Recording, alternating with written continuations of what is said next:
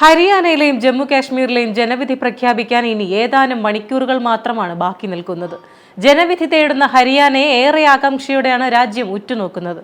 രാജ്യവ്യാപകമായി പ്രതിഷേധം സൃഷ്ടിച്ച് ഗുസ്തി താരങ്ങൾക്കെതിരെ ലൈംഗിക അതിക്രമം നടത്തിയ ബ്രിജ് ഭൂഷണെ സംരക്ഷിക്കുന്ന നിലപാടും കേന്ദ്രത്തിന് കർഷകരോടുള്ള അവഗണനയും ഹരിയാനയിലെ BJPയുടെ രാഷ്ട്രീയ ഭാവിയെ തുലാസിലാക്കുകയാണ്. ഇത് ഇക്കഴിഞ്ഞ ലോക്സഭാ തെരഞ്ഞെടുപ്പിൽ പ്രകടമായതുമാണ്. എന്നാൽ ഇരു സംസ്ഥാനങ്ങളിലെയും തെരഞ്ഞെടുപ്പ് എക്സിറ്റ് പോൾ പുറത്തു വന്നതിന്റെ ആവേശത്തിലാണ് കോൺഗ്രസ്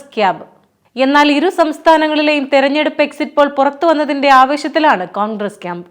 ഹരിയാനയിൽ കോൺഗ്രസിന്റെ ഉജ്ജ്വല തിരിച്ചുവരവാണ് ഭൂരിപക്ഷം ഏജൻസികളും പ്രവചിക്കുന്നത്. ജമ്മു കാശ്മീരിൽ നാഷണൽ കോൺഫറൻസ് കോൺഗ്രസ് സഖ്യത്തിന് പ്രവചിച്ച മുൻതൂക്കവും ഇന്ത്യ സഖ്യത്തിന് ആവേശമേകുന്നു.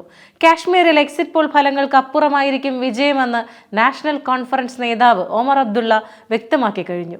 ഇരു സംസ്ഥാനങ്ങളിലും ജനവികാരത്തോട് ചേർന്ന് നിൽക്കുന്നതാണ് എക്സിറ്റ് പോൾ ഫലങ്ങൾ.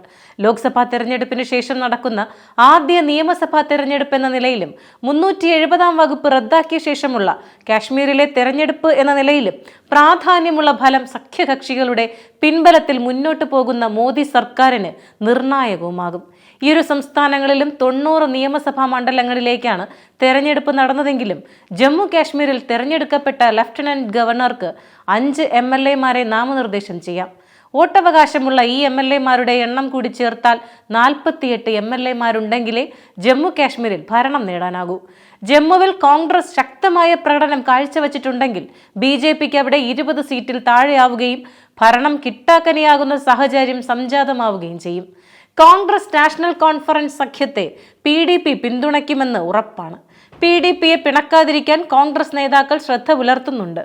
90 സീറ്റുള്ള ഹരിയാനയിൽ BJP ശക്തി കേന്ദ്രങ്ങളായ നഗരമണ്ഡലങ്ങളിൽ പോളിംഗ് കുത്തനെ താഴ്ന്നതും BJP വിരുദ്ധ മണ്ഡലങ്ങളിൽ ശക്തമായ പോളിംഗ് നടന്നതും 65 വരെ സീറ്റ് എന്ന നേട്ടത്തിലേക്ക് കോൺഗ്രസിനെ എത്തിച്ചേക്കാമെന്ന നിഗമനത്തിലാണ് രാഷ്ട്രീയ നിരീക്ഷകർ. ഗുസ്തി താരം വിനേഷ് ഫോഗട്ട് സ്ഥാനാർത്ഥിയായതോടെ വനിതകളുടെയും ചെറുപ്പക്കാരുടെയും വോട്ട് കോൺഗ്രസിന് അനുകൂലമായി എന്നും പ്രതീക്ഷിക്കുന്നു. ജാട്ട് പിന്നോക്ക ദളിത വോട്ടുകൾ കോൺഗ്രസിന് അനുകൂലമാകുന്നത് ഭിന്നിപ്പിക്കാൻ BJP ഏറെ ശ്രമിച്ചിരുന്നു. JJP INLD സാന്നിധ്യം പോലും ഏഷ്യയില്ല എന്നാണ് എക്സിറ്റ് പോൾ തെളിയിക്കുന്നത്.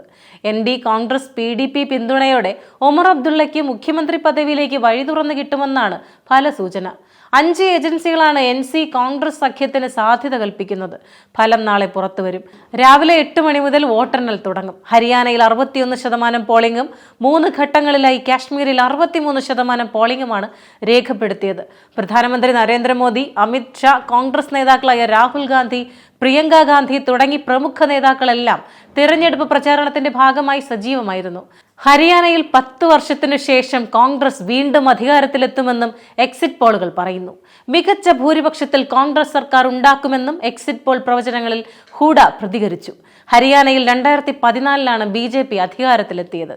2019-ലും BJP തന്നെ സർക്കാർ രൂപവൽക്കരിച്ചു. ഇത്തവണ മനോഹർലാൽ ഖട്ടറിന്റെ പിൻഗാമിയായി അധികാരത്തിലെത്തിയ നായബ് സിംഗ് സൈനിയാണ് BJPയുടെ പ്രചാരണത്തിന് ചുക്കാൻ പിടിച്ചത്.